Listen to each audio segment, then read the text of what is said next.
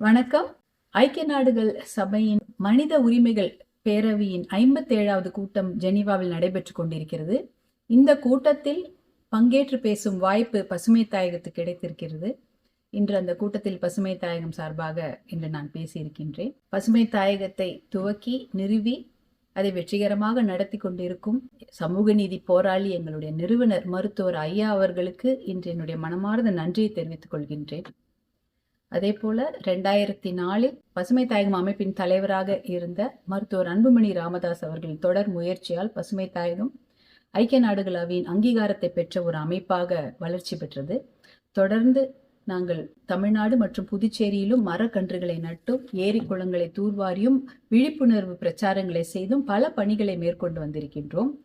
இன்று ஐக்கிய நாடுகள் சபையின் கூட்டங்களில் பங்கேற்று பேசும் வாய்ப்பு பசுமை தாயகத்துக்கு கிடைத்திருக்கிறது. நியூயார்க்கிலும் நாங்கள் பலமுறை பேசியிருக்கிறோம், ஜெனீவாவிலும் பலமுறை பேசியிருக்கிறோம். இன்று காலநிலை மாற்றம் மற்றும் மகளிர் மேம்பாடு குறித்து பேசக்கூடிய ஒரு வாய்ப்பு, அருமையான ஒரு வாய்ப்பு எனக்கு கிடைத்தது. இன்று காலநிலை மாற்றத்தால் அதிகமாக அவதிப்படுவது பெண்களும் குழந்தைகளும் என்ற தலைப்பில் பேசியிருந்தேன்.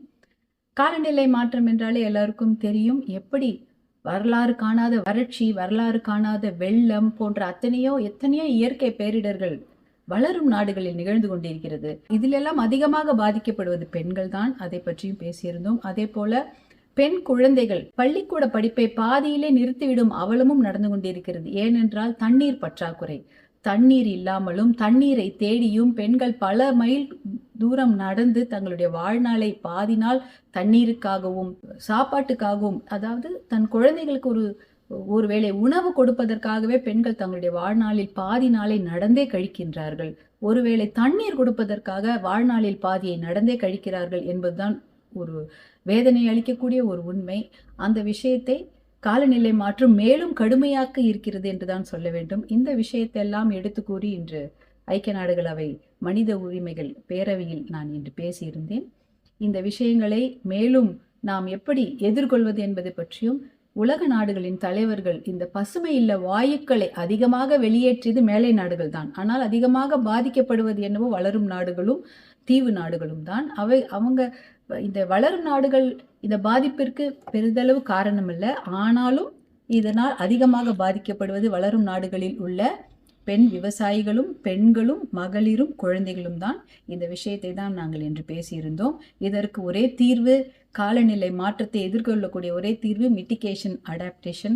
இனிமேல் நாம் எப்படி வாழப்போகிறோம் என்பதை நாம் தகவமைத்து கொண்டு அதற்கு ஏற்றாற்போல் நம்முடைய வாழ்க்கை முறையை நாம் மாற்றிக்கொள்ள வேண்டும் என்ற விஷயத்தையும் உலக நாடுகளின் தலைவர்கள் அனைவரும் இதற்காக ஒன்று கூடி இந்த பசுமை இல்ல வாயுக்களை குறைப்பது பற்றிய நிறைய தீர்மானங்களை அரசாங்கங்கள் மேற்கொள்ள வேண்டும் என்பதை பற்றியெல்லாம் நாங்கள் பேசியிருந்தோம். இந்த முயற்சியை தொடர்ந்து பசுமை தாயகம் செய்து கொண்டிருக்கும். பெண்களும் குழந்தைகளும் பாதுகாக்கப்படுவது, பெண்களுடைய பாதுகாப்புக்கு முக்கியத்துவம் கொடுப்பது, பெண்களுடைய உடல் நலத்திற்கும் அவர்களுடைய ஆரோக்கியத்திற்கும் முக்கியத்துவம் கொடுப்பது பற்றிய அத்தனை சிந்தனைகளையும் நாங்கள் எப்படி கொண்டு செல்வது என்பது பற்றியெல்லாம் பேச நாங்கள் தயாராக இருக்கின்றோம். பசுமை தாயகம் சார்பாக அதை முன்னெடுத்து செல்ல இந்த கூட்டம் எங்களுக்கு பேருதவியாக இருந்ததாக கூற வேண்டும். இந்த வாய்ப்பினை வழங்கிய அனைவருக்கும் பசுமை தாயகம் சார்பாக எங்களுடைய உழைப்பு மேலும் தொடர்ந்து கொண்டிருக்கும் என்று கூறி விடைபெறுகிறேன். நன்றி, வணக்கம். you